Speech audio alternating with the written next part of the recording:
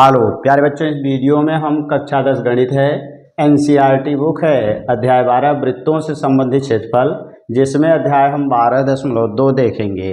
इसके पहले अभ्यास में हमने 12.1 देखा, अब यहाँ 12.2 हम देखेंगे। तो पहले हमें जानना है इसमें सूत्र के लिए कि वृत्त, दीर्घवृत्त, जीवा ये सब क्या चीज़ें होती हैं। तो मान लीजिए हमारा एक शेप हो जाए, ये हमारा एक शेप हो, इसमें हम ले लेते हैं एक वृत्त और ये हमारा एक शेप हो जाए। अब इस शेप में हमारा दिया गया है, ये हमारा वृत्त है। वृत्त में हमें मिलेगा क्या, यहाँ से केंद्र मिल जाएगा। ये हमारा वृत्त का केंद्र है। अब यहाँ पर आएंगे वृत्त में और वृत्त में पाएंगे क्या, ये हमारा वृत्त का केंद्र हो गया। अब यहाँ पर हम परिधि के दो बिंदुओं को मिलाएंगे तो इसको हम कहेंगे जीवा। इस का नाम है जीवा, इसको हम जीवा कहेंगे। और जीवा के बाद ये हमारा केंद्र कहलाता है। मध्य वाला बिंदु जो होता है इसी को हम केंद्र कहते हैं। तो केंद्र हमें मिलेगा क्या, यहाँ केंद्र हो गया और ये जीवा हो गई। अब ये जीवा वृत्त को दो भागों में बांटती है, एक ऊपर एक नीचे। तो इसको कहा जाता है हमारा यानी वृत्तखंड, इसको कहेंगे वृत्तखंड। ये हमारा वृत्तखंड हो जाएगा। अब नीचे वाला भी हमारा कहलाएगा वृत्तखंड, लेकिन ये बड़ा है इसलिए इसको नाम दिया जाएगा दीर्घ वृत्तखंड। ये छोटा है इसलिए इसका नाम होगा लघु वृत्तखंड। और दूसरा नंबर, अगर मान लीजिए हमारा ये त्रिज्या हो गई। अब त्रिज्या द्वारा यहाँ से लेकर के यहाँ तक जो क्षेत्रफल बनेगा, ये पूरा क्षेत्रफल, इसको हम कहेंगे त्रिज्या द्वारा बन रहा है इसलिए इसका नाम है त्रिज्यखंड। त्रिज्यखंड। अब ये भी हमारा चूँकि छोटा है इसलिए इसको हम कहेंगे लघु त्रिज्यखंड। और बाकी जो बाहर वाला पूरा पार्ट रहेगा इसको हम कहेंगे दीर्घ त्रिज्यखंड। दीर्घ त्रिज्यखंड। अब यही यहाँ हम देखते हैं, चूँकि यहाँ पर जो बना हुआ है वह त्रिज्या द्वारा बना हुआ है इसलिए अंदर वाले का नाम है लघु त्रिज्यखंड और बाहर वाले का नाम है दीर्घ त्रिज्यखंड। तो त्रिज्या द्वारा बना है इसलिए त्रिज्यखंड और जीवा द्वारा बनेगा तो हमारा वृत्तखंड कहलाएगा। जैसे अगर हम यहाँ देखें तो यहाँ हमारा जीवा द्वारा ये बना हुआ है। जीवा द्वारा ऊपर और नीचे दो भाग हैं तो ये हमारे कहलाएंगे वृत्तखंड। ये बड़ा है इसलिए दीर्घ वृत्तखंड, ये छोटा है इसलिए हमारा लघु वृत्तखंड कहलाएगा। अब इनका कुछ सूत्र होता है, यानी त्रिज्यखंड का जो सूत्र होता है वही हमें आपको जानना है।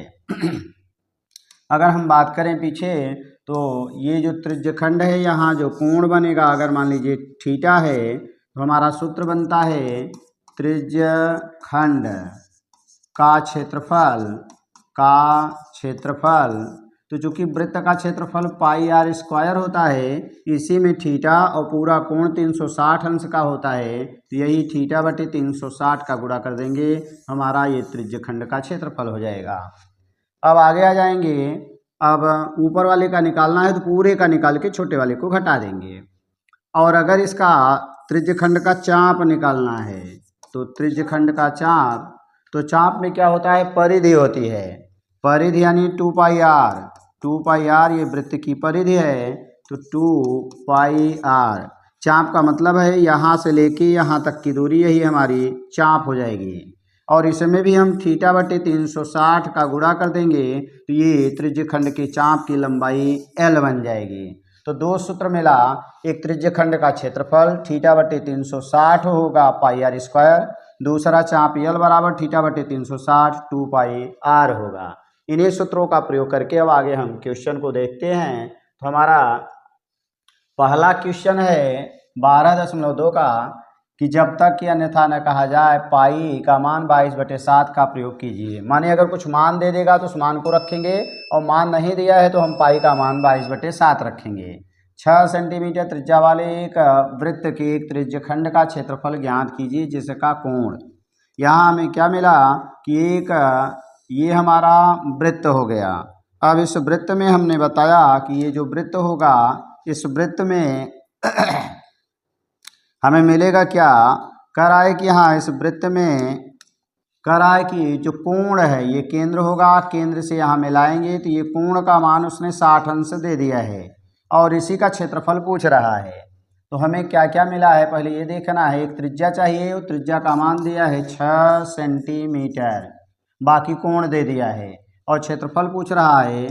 तो हमारा सूत्र था कि त्रिज्य खंड का क्षेत्रफल, त्रिज्य खंड का क्षेत्रफल, और ये बराबर होता है पाई आर स्क्वायर और थीटा बटे 360।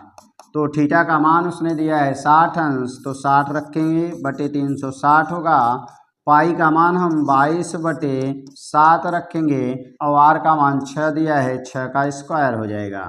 0 0 से 6 36 6 आया, 1 6 यहाँ 6 के स्क्वायर में से 1 6 कट जाएगा।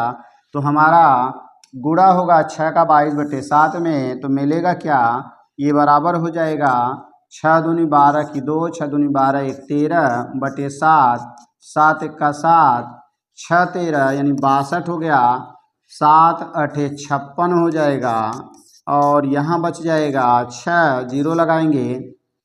यहाँ हम सही बटा में अगर निकालते हैं तो हमारा बन जाएगा 18 सही 6 बटा 7, 18 सही 6 बटा 7। और यदि इसको दशमलव में लगाते हैं तो यहाँ 0 लगाएंगे दशमलव लगा के, अब मिल जाएगा फिर वही, यानी 18 7 8 56, ये बन जाएगा 18 दशमलव यानी 7 8 56, 4 बच गया, फिर 0 7 5 35, यही आपका आंसर बन जाएगा सेंटीमीटर स्क्वायर और यही हमारा आंसर हो जाएगा।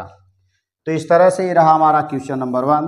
Thanks for watching. इस तरह के वीडियो को देखने के लिए चैनल को सब्सक्राइब करें तथा वीडियो को लाइक करें।